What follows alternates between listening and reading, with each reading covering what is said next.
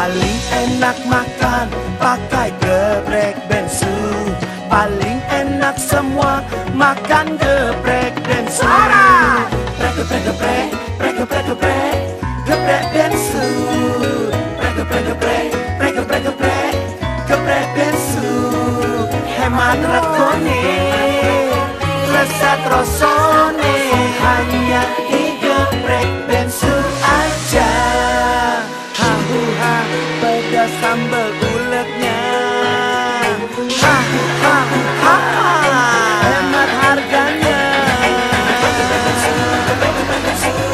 Hemat harganya. Nikmati persembahan geprek bensu menu Nusantara. Senang produk Indonesia. Hanya di geprek bensu aja. Pasti kalau dulu itu kayak setahun tuh bisa 2-3 kali ke rumah sakit gitu kan. Kalau sekarang udah menjalankan proses diet dari pertama sampai sekarang, puji Tuhan udah nggak pernah ke rumah sakit. Saya nggak pernah ada cheating day. Jadi apa yang saya makan dari awal pertama kali saya turunin sampai sekarang itu sama aja. Jadi benar-benar fleksibel, makanya saya bilang tuh fleksibel diet. Jadi benar-benar yang saya kontrol, saya masih makan nasi, saya masih makan sate, saya masih makan martabak, cuman porsinya itu benar-benar saya kurangin.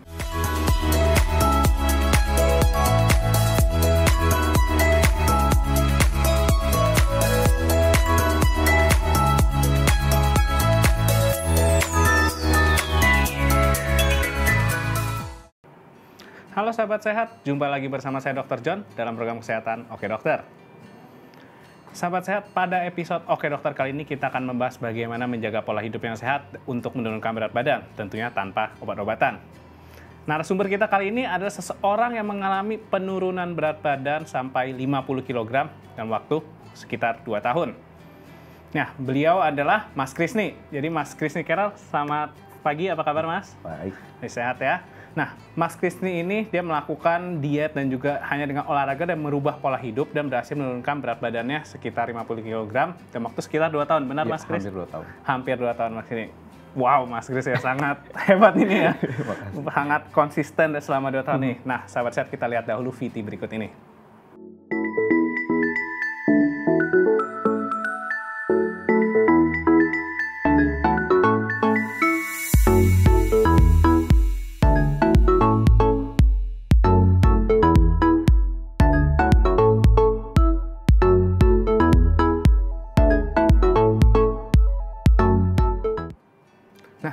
Mas Krisni, ini benar nggak sih video yang kita lihat ini? Iya benar. Semua itu kan terekam semua di media. Semua terekam semua di media dan itu benar. Nah, coba ceritain dulu Mas Krisni itu beratnya berapa sih dan juga sampai saat melakukan diet itu berapa sih hasilnya? Saya dulu start sebelum saya menurunkan berat badan, saya start dari 142 kg. 142 kg. 142 kg. Sampai paling kecil itu di 80 kg. 80 kg. Iya, 80 kg. Dari 142 ke 80 kg itu jaraknya sebenarnya, saya kan kira-kira 2 tahun tuh pastinya berapa lama sih? Berapa bulan gitu? Kalau pastinya itu yang saya track waktu itu 8 bulan pertama itu saya turun sekitar 30-an hampir 40-an kilo. 8 bulan pertama 30-an kilo. Iya, karena itu kan masih gampang kan, masih terbilang masih mudah gitu. Cuman kan makin kesini kita dealing sama lemak dan segala macam, which is itu yang udah lumayan susah kan. Lebih lama dan juga lebih susah tentunya ya. Nah, untuk pemicunya ini apa sih Mas Krisni awalnya sampai mau menurunkan berat badan gitu? Waktu itu karena pertama mau nikah. Karena waktu itu mau nikah, terus saya mikir waktu itu kan kalau mamanya saya nikah, saya harus ngejaga kesehatan saya sama istri saya juga. Kalau udah punya anak, harus juga nih kita jaga gitu kan kesehatan. Habis itu terus saya nimbang, saya datang ke dokter, terus saya lihat kok metabolic age saya tuh udah sama setara dengan kakek-kakek 75 tahun. Sedangkan waktu itu saya masih berumur 30 tahun waktu itu kan. Dan lebih tua ya untuk metabolismenya ya? Secara umur, kalau mamanya 75 berarti saya 5 tahun lagi 80, berarti saya bisa lewat gitu kan. Terus akhirnya saya mikirnya, wah daripada ntar istri saya jadi janda muda gitu kan, mendingan saya harus rubah nih polanya. Berarti memang gitu. Mau merubah dari diri sendiri ada kemauan juga ya. Nah, untuk dietnya ini kan yang saya tahu dari merubah makanan pola hidup, sebenarnya Mas Krisni itu ada konsumsi obat-obatan atau bagaimana nggak sih? Sebenarnya nggak ada, sama sekali nggak ada. Karena saya percaya dari dulu suplemen atau obat-obatan itu ya itu sifatnya suplemen, hanya sebagai tambahan aja. Kalau memang kita sanggup dengan diri kita sendiri, ya kenapa enggak? Oke, berarti hanya murni dari olahraga dan juga menjaga pola diet atau pola makan ya Mas Krisni ya. Nah, untuk makanan dikonsumsi sehari-hari sebenarnya apa sih yang Mas Krisni makan saat melakukan diet itu ya, bukan untuk saat ini, saat Mas Krisni awal-awal diet itu sebenarnya apa sih yang dia lakukan Mas Krisni untuk sehari-hari kira-kira seperti apa sih? Oke. Nah, jadi di sini saya ada 2 fase sih sebenarnya. Jadi fase pertama waktu itu saya jadi karena saya tidak ada research dan segala macam, jadi saya berpikir waktu itu ya udahlah yang penting cut makan sebanyak mungkin. Jadi waktu itu benar-benar yang makanannya itu dalam tanda kutip serba bersih, tapi benar-benar tidak mengindahkan yang namanya aspek kesehatan. Makanya waktu itu 2 bulan pertama tuh saya benar-benar kayak ya udahlah saya potong semua dan segala macam. Terus akhirnya saya mikir loh ini nggak sehat nih. Akhirnya saya balik makan normal tapi mulai mempelajari yang namanya defisit kalori dan segala macam. Mulai belajar yang namanya makronutrisi dan segala macam dan itu ya udah saya jalanin sampai sekarang. Jadi makanannya sangat-sangat fleksibel. Seperti yang mungkin dokter makan saya makan ya sama-sama aja gitu. Jadi kalau misalnya diajak makan sama teman-teman masih makan, tapi mungkin lebih mengatur dari porsi kalorinya dan juga kalorinya ya tentunya. Kandungannya yang tentu juga dilihat. Nah, saat melakukan itu ada nggak sih fase-fase cheating atau fase-fase curang yang bisa dilakukan gitu? Nah, ini yang saya bilang tadi, saya kesannya kalau mamanya cheating tuh kayak nggak enak gitu saya dengarnya. Makanya saya dari dulu, saya nggak pernah ada cheating day. Jadi apa yang saya makan dari awal pertama kali saya turunin, sampai sekarang itu sama aja. Jadi benar-benar fleksibel, makanya saya bilang tuh fleksibel diet. Jadi benar-benar yang saya kontrol, saya masih makan nasi, saya masih makan sate, saya masih makan martabak, cuman porsinya itu benar-benar saya kurangin. Ada nggak sih Mas Krisni paling hindari gitu, misalnya ada makanan ini sebaiknya nggak makan, dimakan yang lain aja, ada nggak sih sebenarnya? Dihindarin banget enggak, tapi dikurangin iya. Dikurangin kayak mie instan, gorengan, masih makan, cuman sudah tidak sebanyak yang dulu. Mungkin dulu bisa 5 porsi, sekarang iya, berkurang. Karena kalau kita pelajarin kan itu kan kayak kalori kosong gitu, kayak dari segi makronutrisinya juga kurang kan. Iya, dibandingkan dengan makanan lainnya tentunya ya. Benar. Nah, untuk Mas Krisni ini waktu itu awal kan ada juga saya lihat di Instagram dan media sosial melakukan olahraga di rumah tentunya ya. Nah, itu ada nggak sih rasa-rasa mager atau rasa malas bergerak gitu ya? Cara Mas Krisni melawannya bagaimana itu? Kalau waktu pas awal-awal masih gampang karena wah udah turun ya kan berat badan. Wah, berarti ini harus terus. Masih semangat itu. Cuman makin kesini makin lama kan makin kayak wah kok kurang gitu kan. Cuman pasti ada lagi kayak kita ngebalikin dulu waktu kita mau mulai apa sih pemicunya gitu kan. Toh kalau dulu saya mulainya untuk sehat. Kalau sekarang saya memicunya untuk lebih bugar. Karena buat saya saat kita sudah lebih bugar, otomatis kita pasti akan dapat sehatnya. Karena kalau bugar itu kan jadi limitless. Jadi benar-benar nggak ada limitasi. Jadi benar-benar kalau kita bugar udah pasti sehat. Nah itu yang selalu di pikiran saya gitu. Makanya hampir setiap hari juga melakukan olahraga. Untuk Mas Krisni sendiri juga merasakan badannya lebih sehat dibandingkan dahulu? Pasti. Kalau dulu itu kayak setahun tuh bisa 2-3 kali ke rumah sakit gitu kan. Kalau sekarang udah menjalankan proses diet dari pertama sampai sekarang, puji Tuhan udah nggak pernah ke rumah sakit. Tidak pernah ke rumah sakit? Ini udah jalan ke 3-4 tahun dari 3-4 tahun malah dari dulu mungkin sering ke rumah sakit karena ada keluhan, dari sekarang hampir tidak pernah bahkan ya. Nggak pernah malah. Hampir nggak pernah, beda sama saya yang masih ke rumah sakit. Kalau iya beda.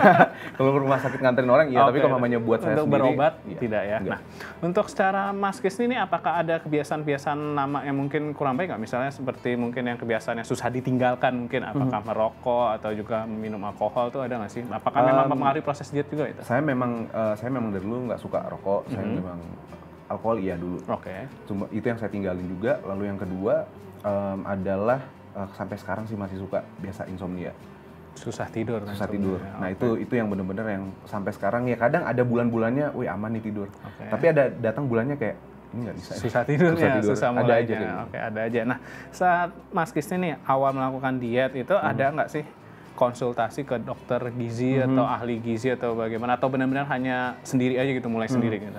Saya mulainya waktu itu sendiri. Nah setelah 2 bulan saya mengkategorikan 2 bulan pertama itu saya itu dietnya sesat. Saya akuin gitu kan.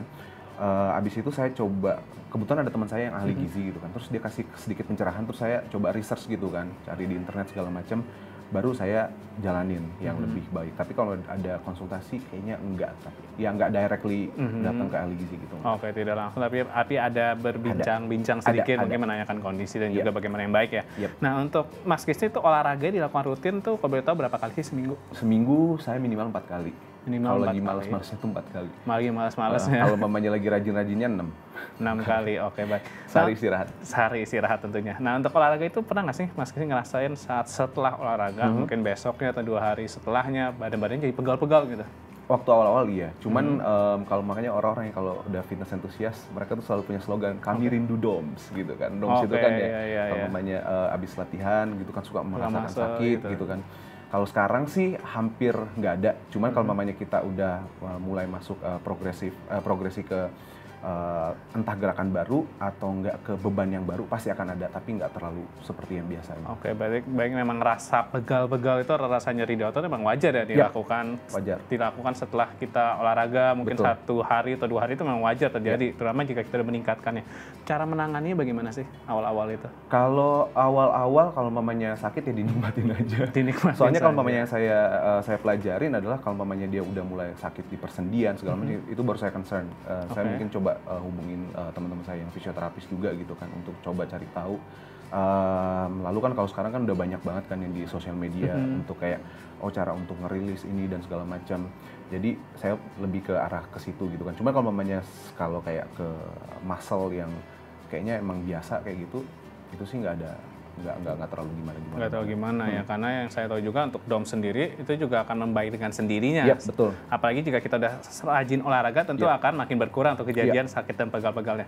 Nah, untuk olahraga yang dilakukan Mas Kisi itu apa saja sih di rumah? Oke, kalau saya itu di rumah itu saya ngelakuin ada yang namanya General Physical Preparedness. Oke. Nah, kalau kemarin olahraga ini sempat booming lah, karena ada kejadian gitu segala macam. Cuman lalu saya barengin dengan Olympic weightlifting.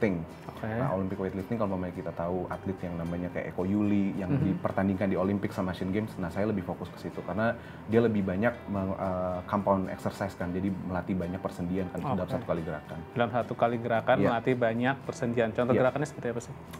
Ada kalau kita bilang tuh snatch, lalu ada clean and jerk, itu yang diperlombakan kan di Olympic. Nah, kalau kita breakdown satu-satu ada aksesorisnya, ada back squat, front squat, ada push jerk dan segala macam. Ya lumayan banyak macam juga. Kalau mamanya di Indonesia memang olahraga ini memang masih cukup jarang, Cuman ya itu karena jarangnya itu makanya saya mencoba untuk masuk ke situ gitu dan lebih enak juga. Lebih enak juga, lebih bugar tentunya ya. Betul. Nah, untuk makanan yang saat Mas Kisi lakukan saat diet, ada nggak sih makanan yang harus banget nih Mas Kisi makan? Misalnya seminggu mesti makan ini sekali atau sehari mesti makan ini nih satu makanan. Ada nggak sih? Kalau makanan enggak, tapi lebih ke kandungannya. Protein udah pasti. Protein udah pasti. Itu sih. Jadi emang lebih Mas Kisi nih fokusin makan protein seenggaknya sehari ada tentunya ya. Pasti harus ada. Pasti ada. Nah, untuk olahraga yang dilakuin tadi kan saya sempat melihat juga nih di YouTube juga Mas Kisi nih untuk itu kan Mas Kisi ada melakukan kayak olahraga seperti bersepeda gitu. Nah, itu sebenarnya ngaruh ke bagian tubuh mana saja sih? Kalau sepeda sebenarnya dia lebih ke kardiovaskular kan untuk melatih otot jantung. Sebenarnya arahnya ke sana. Dan saya memang bersepeda ini dari saya belum niat diet sampai sekarang gitu kan karena memang saya suka bersepeda gitu kan. Cuman pas ngelihat ke pas sekarang gitu kan, otot bagian lower body saya kok jadi lebih bagus gitu kan. Jadi itu yang saya rasain pas sekarang. Cuman waktu pas saya mulai saya nggak mau muluk-muluk sih, ya karena emang hobi aja. Emang hobi dari awal udah bersepeda juga, jadi sekarang mungkin lebih ditelatenin ya karena untuk menjaga kebugaran. Nah, sahabat sehat, ada kabar gembira untuk sahabat sehat yang sudah bosan di rumah selama pandemi COVID-19 ini. Oke Dokter akan mengadakan giveaway dengan men-challenge sahabat sehat untuk mengirimkan foto before after atau sebelum sesudah. Dapat DM langsung ke Instagram @okedokter_mop. Jangan lupa juga sertakan hashtag okedokter before after. Nanti akan dipilih 2 orang pemenang dengan mendapatkan hadiah Rp1.000.000. Jangan lupa untuk kompetisi ini dianjurkan hidup yang sehat dan juga dengan diet yang sehat tentunya tanpa menggunakan obat-obatan. Nah, sahabat sehat, selain Mas Kis, saat ini saya sudah kedatangan juga di studio, yaitu seorang dokter ahli gizi yang akan membahas bagaimana sih melakukan diet yang sehat dan juga tepat. Nah, kita akan lihat selanjutnya.